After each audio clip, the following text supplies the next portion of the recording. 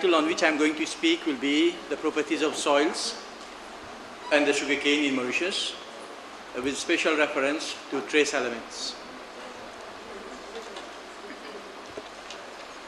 Well, for many of you who knows, and for some of you who doesn't know, this island of Mauritius is a small, very small tropical island with just a total area of 186,000 hectares and a population of 1.3 million inhabitants. Sugarcane presently occupies 33% of the land, and that comprises 60% of the arable land. That is, almost 50% of the arable land is under sugarcane. Sugarcane has had a long history, more than 3 centuries, and has stood the vagaries of the weather, cyclones, droughts, floods, as well as used to about 26 by the time of independence in 1968, and about 22% of our energy consumption for generating of electricity from bagasse, right? And as per the new outlined energy policy of the government, this will go up, increasing to 40%. So in about 20 years' time, we will produce 40% of the energy requirement through biofuels from biomass of sugarcane. And a lot of research is ongoing now, not to have varieties of sugarcane with more of sugar, but varieties of sugarcane with more of biomass, right? So this has been the change in the research agenda. So these factories will produce sugar, and also they won't produce the raw sugar that we used to produce. We have started producing refined sugar, that is a white sugar, which was previously, as my friend said, from Kenya, they are still exporting the raw tea, and then the value addition takes place somewhere else. No, this is not the case in Mauritius. The value addition takes place in situ, in place. We produce white sugar, we produce sugars of different types, cubes, different colors, and they're packeted for different markets. So the value addition takes place in the country itself. Apart from that, we are producing a lot of ethanol. It's about 30 million liters of ethanol, right? We are experimenting right now, just as Brazil has done, with mixing 10% of the gasoline with ethanol, and this is showing very good result. A lot of spirit, rum is produced, right? And all these are extra additions to the sugar industry to cope up with the falling price in sugar. As far as the sugarcane, you will see, and still you will see it shows a downward trend. So the demographics, population of the island is increasing. We need a lot of infrastructure, right? There is also the land tenancy issues, and also there is a technological approach, right, where the small farms are no longer profitable. So there's a type of vertical integration that is taking place. Sugarcane is cultivated mostly on the oxysoils and insectisoils of the island, but we also have isolated areas of vertisoils in the valleys and in the coastal region. Sugarcane is intensively fertilized, about 300 kilo of nitrogen, about 150 kilogram of potassium and phosphorus. No addition of micronutrient has taken place up to now, although there has been some return of the micronutrients through addition of sugar factory waste like scum, like vinasse, the waste that is produced after distillation of alcohol, and the crop stover, the top part, which is about 20% of the total yield.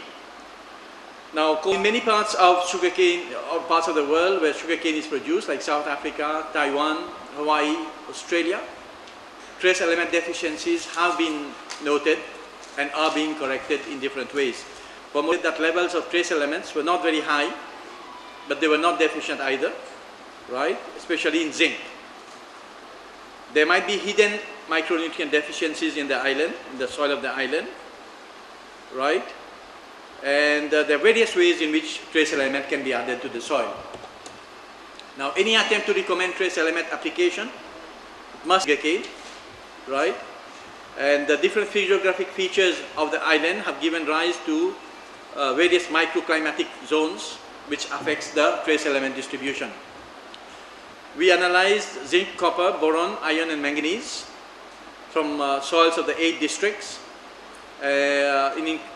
Of course, and we classified them into low, medium and high based on what we calculate ourselves, nutrient indices. You will get more information in the full paper on how we calculated the nutrient indices. Now several other soil parameters were also determined and they were correlated with the trace element content of the soil.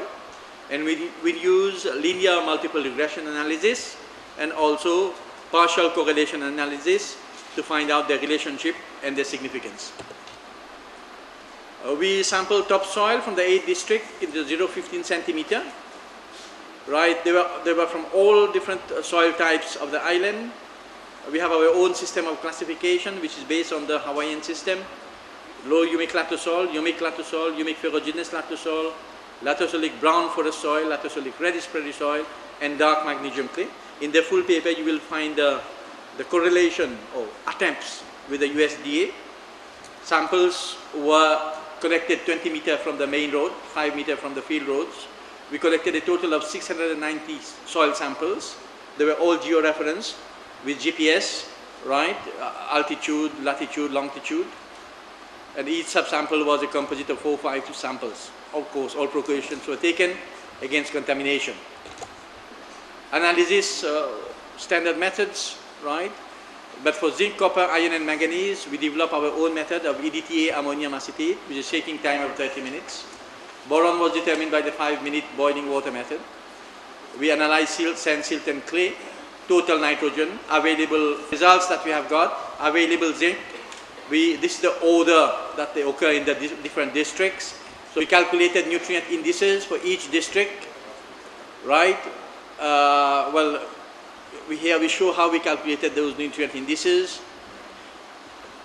And after calculation of nutrient indices, we had it on this table here, the different districts and the nutrient classes for zinc, copper, boron, iron and manganese. And here we have the descriptive statistics of the soil parameters of the whole island. And then we did the correlation analysis. Organic matter was correlated significantly and positively with copper, zinc, iron, manganese. And the total nitrogen correlated positively and significantly with zinc, copper, iron and manganese. Now this is the whole of the island, right? It's a whole Bible here. It has taken us almost 3 years to generate all these results. Okay? And these correlations, we have to bear in mind, it's not to be construed as a cause and effect relationship. We might have a high correlation coefficient, but that doesn't mean A affects B. These are linear multiple regression analysis that we did. For available zinc, we got this model, right? And the most significant parameters for availability of zinc was copper, right? We had organic matter which affected significantly, then zinc and CEC. Again, it was the particle density and the nitrogen which were the most significant, right? But it has a low correlation coefficient explaining only 35% of the total variation. For available iron, it was silt and manganese, available manganese, right? Significant correlations were with sand and CEC. We also did some semi-partial correlation coefficient and significance, right, which we are not reporting right now. Now, okay, the trace element levels in the soil from the different localities, they vary due to a multitude of factors, mostly climate, parent material, agricultural practices like fertilization, pesticide application, pollution, etc., which in turn vary with the geographical location. However, the interplay of the different factors and the complex geology of the island gives rise to local and regional patterns of trace element distribution. 7 were high and 1 was medium in available zinc. 7 were medium and 1 was high in copper. 6 of the districts were medium and 2 were high in iron. 7 were medium and 1 was low in manganese. 1 was high, 3 were medium and 4 were low in boron. Now in conclusion, we say the island soils of Mauritius fall into the following categories. They are high for zinc and iron and medium for copper